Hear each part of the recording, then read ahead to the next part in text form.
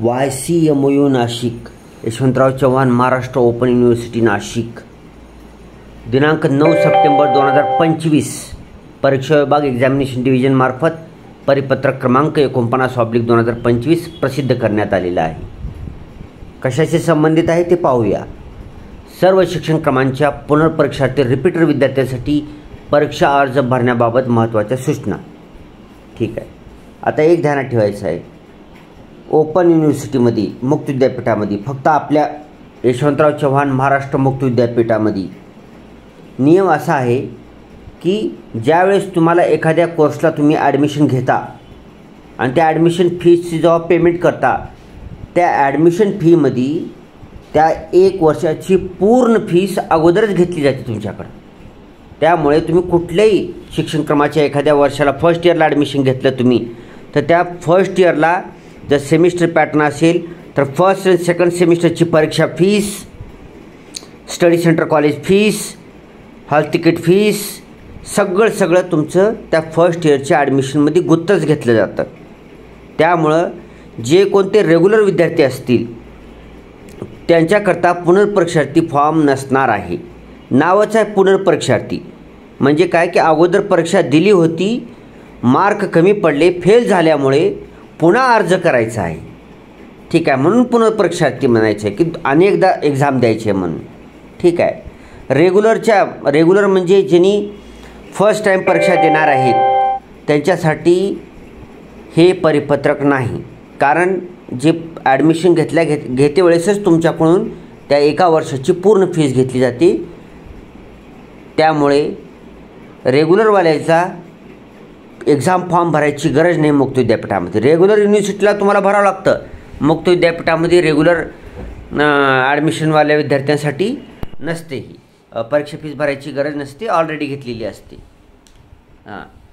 जी regular colleges म्हणतो आपण, जसं स्वामी रामानंद तीर्थ मराठवाडा युनिव्हर्सिटी वगैरे आहेत, ऑफलाईन युनिव्हर्सिटी जी आहेत त्यांच्यामध्ये तुम्हाला ऑफलाईन पद्धतीने जाऊन फीस भरावी लागते कॉलेजमध्ये। ठीक आहे, इथं तसं नसतं, ॲडमिशनमध्येच पैसे घेतले जातात, पुन्हा घ्यायची गरज नसते। पुन्हा कधी दिले जाते पैसे, पुन्हा भराव कधी लागतात, ज्यावेळेस तुम्ही एक्झाम पेपर फेल होताल आणि पुन्हा तुम्हाला तो विषय काढायचा असेल तर त्यावेळेस तुम्हाला पुनर्परीक्षार्थी रिपीटर एक्झामिनेशन फॉर्म भरावा लागेल।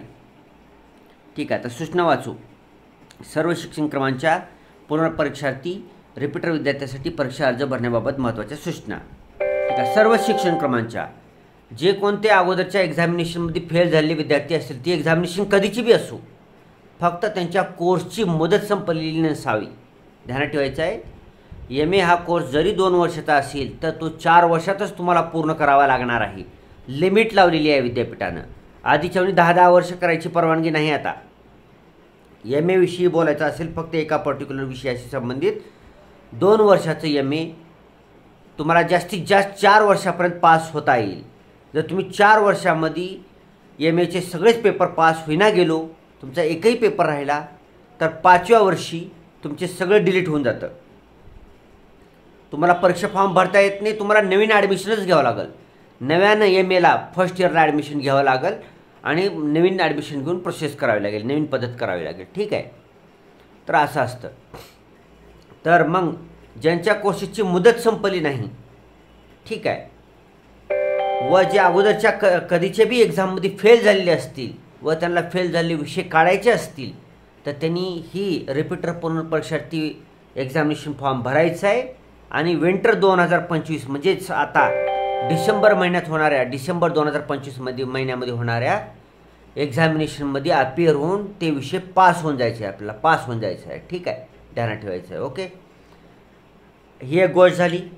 आता काही विद्यार्थ्यांना कोणता विषय फेल झालेला आहे काहीच माहीत नसेल, समजा काही माहीत नसेल की आपलं आता MAला ॲडमिशन घेतले आणि त्याला माहीतच नाही, मग तुमच्याकडं जुना फेल झालेला कुठलाही मार्क मेमो असू, MAचा फर्स्ट सेमिस्टरचा, सेकंड सेमिस्टरचा, फर्स्ट इयरचा, त्याच्यावर तुमचा PRA नंबर असतो, तो PRA नंबर घेऊन तुम्ही कुठल्याही जवळच्या ऑनलाईन सेवा केंद्रावर जाऊ शकता आणि तिथे तो PRA नंबर टाकून ज्यावेळेस तुम्ही पुनर्परीक्षार्थी रिपीटर फॉर्म भरायला सुरू करताल त्यावेळेस ऑटोमॅटिकच तुम्ही जे विषयात फेल झाले आहेत ते फेल झालेले विषय तुमच्या स्क्रीनवर येतील आणि ते विषय तुम्ही चेक करून त्याची लगेच एक्झामिनेशन फीस देता, तुम्हाला ऑनलाईन पेमेंट करता येते आणि त्या परीक्षेचा अभ्यास करून परीक्षा देता येते.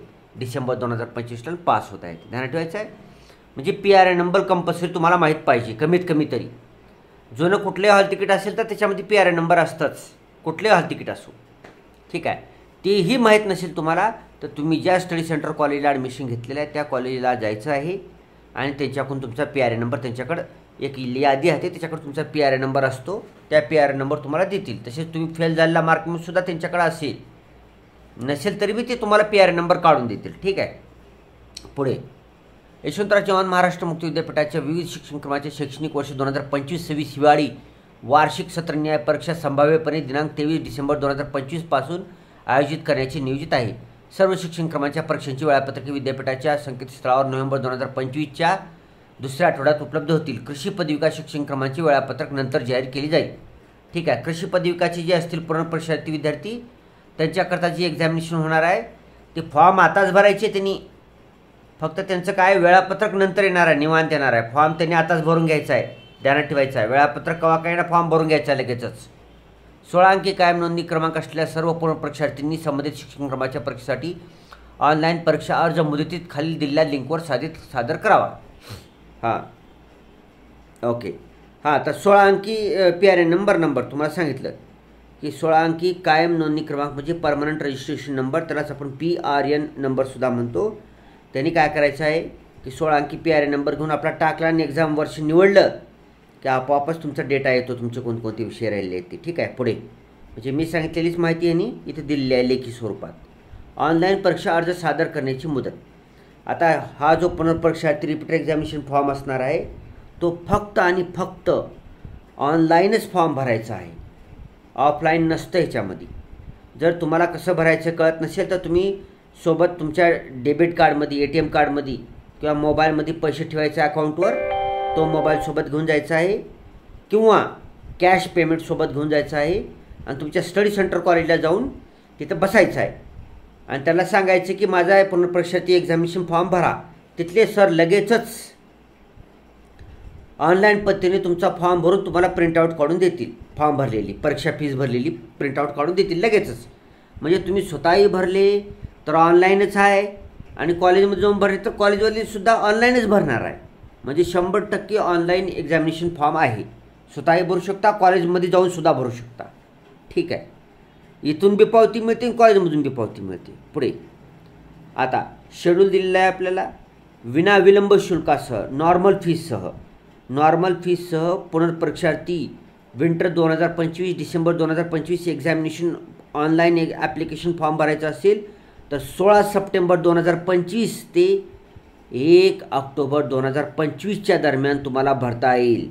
मी म्हटलं ना तुम्हाला की आज आहे 18 सप्टेंबर, म्हणजे ऑलरेडी विंटर 2025चा पुनर्परीक्षार्थी एक्झामिनेशन फॉर्म भरायची तारीख चालू झाली आहे, वेबसाईट चालू झाली आहे, लिंक चालू झाली आहे.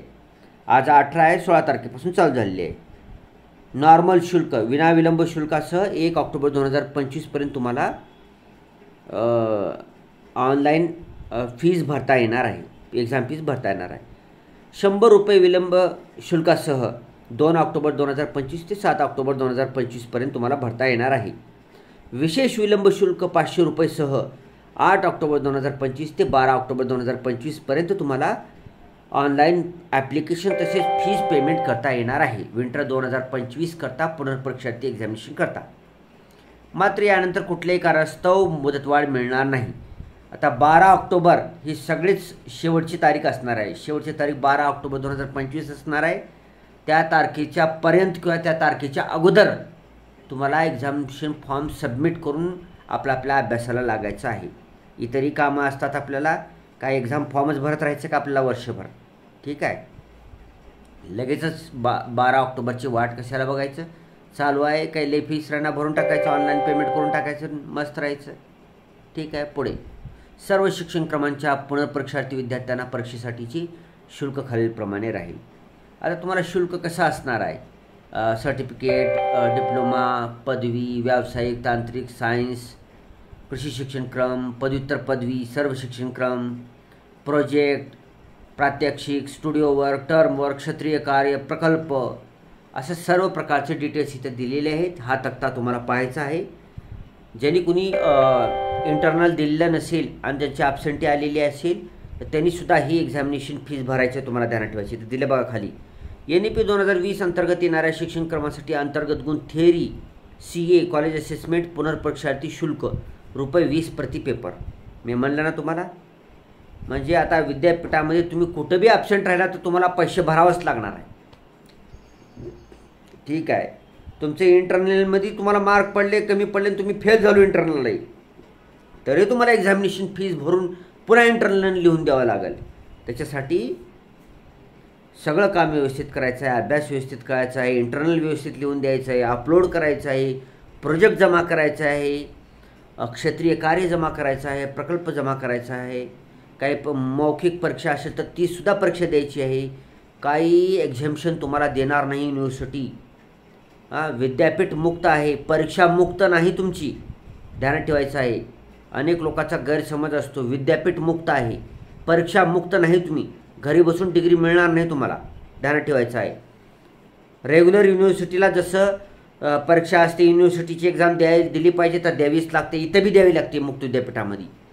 फरक एवढाच आहे, रेग्युलर युनिव्हर्सिटीला तुम्हाला कॉलेजमध्ये लेक्चर भरत असतात, तुम्हाला प्रोफेसर शिकवत असतात. तुम्ही गेलं तर तुम्हाला तिथं टीचिंगसुद्धा तुम्हाला टीचर मिळतील तुम्हाला शिकवायला. मुक्त विद्यापीठामध्ये गरज पडली तर एखादी सत्र आयोजित केलं जातं, नाहीतर काही गरज नसतं. तुम्ही स्वतःसुद्धा कुठूनही हेल्प घेऊन अभ्यास करून परीक्षेला यायचं असतं मुक्त विद्यापीठामध्ये. मुक्त विद्यापीठात पण टीचर असतात, बरं ते तुम्हाला दररोज भेटणार नाहीत.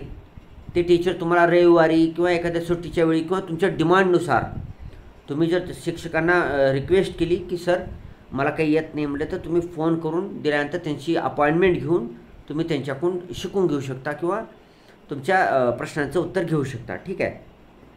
हां, तर विद्यापीठ मुक्त आहे, परीक्षा मुक्त नाही. सर्व परीक्षा दिल्या पाहिजे तुम्हाला, सर्व परीक्षामध्ये उत्तीर्ण झालं पाहिजे, प्रकल्प कार्यामध्ये सुद्धा उत्तीर्ण झालं पाहिजे तुम्ही. ठीक आहे. ओके. मी अनेकदा सांगितलेलं आहे, आपण लक्ष देत नाही, फेल होऊन जातात. कित्येक विद्यार्थी कमेंट करतात, फेल होऊन जातात. आम्ही प्रोजेक्ट देणार म्हणतात, 0 मार्क प्रोजेक्टमध्ये दिले जातात, पेपर फेल येतो, तुमचा रिझल्ट फेल येतो. ठीक आहे. फीस तुम्हाला फक्त online debit card, credit card, online banking, UPI पेमेंटद्वारेच करावं लागणार आहे. ठीक आहे. चलन, RTGS, NFT असलं काही बी असणार नाही. ठीक आहे. पुढे पुढे दिलेलं आहे. तर ज्या कोणाचा 8 वर्षाचा BA BCOMचा कालावधी पूर्ण झालेला आहे तर त्यांना रजिस्ट्रेशनची संधी दिलेली आहे. इथं लिंक दिलं आहे, त्या लिंकवर जाऊन तुम्ही पुनर्नोंदणी रजिस्ट्रेशन करू शकता. ठीक आहे. त्या रजिस्ट्रेशनला 2 दिवस लागतील, त्यानंतर तुम्हाला एक्झामिनेशन फॉर्म भरता येईल. ठीक आहे. इथं ही माहिती वाचून घ्यायचं आहे. व्हिडिओ खूप मोठा होते म्हणून थोडंसं टाळत आहे मी आता. ही माहिती वाचून घ्या, तुम्ही पॉज करून वाचून घ्या. हे शेवटचं बघून घ्या. काही तुम्हाला अडचण आली तर कॉन्टॅक्ट नंबर दिलेला नाही वाटत आहे. ठीक आहे. आपल्या इतर व्हिडिओमध्ये कॉन्टॅक्ट नंबर आपण ऑलरेडी दिलेले आहे, त्याच्यामुळे ती नंबर घेऊन तुम्ही विद्यापीठाकडे सुद्धा संपर्क करू शकता. तुम्ही ऑफिशियल वेळेमध्ये संपर्क करू शकता. ठीक आहे. हे बघून घ्या. ABCID आणि DEB-ID तयार करणं बंधनकारक असणार आहे, तुम्हाला ते करावंच लागणार आहे. करून घ्या. कुठल्या ऑनलाईन सेवा केंद्रामार्फत तुम्हाला करता येणार आहे. ठीक आहे. हा व्हिडिओ आपले जे मित्रमैत्रिणी ज्यांनी बरेच वर्ष झालं परीक्षा दिलेली नाहीत, ज्यांचा रिझल्ट फेल आलेला आहे, त्यांच्याकरता सुवर्ण संधी आहे. एक्झामिनेशन द्यायचं आहे, तुम्ही पास व्हायचं आहे आणि आपली डिग्री मिळवायचं आहे आपल्याला. ठीक आहे. शिक्षण वाया जाणार नाही, ध्यानात ठेवायचं आहे. अभ्यास केला कधी वाया जात नाही. Thanks for watching. Vande Mataram.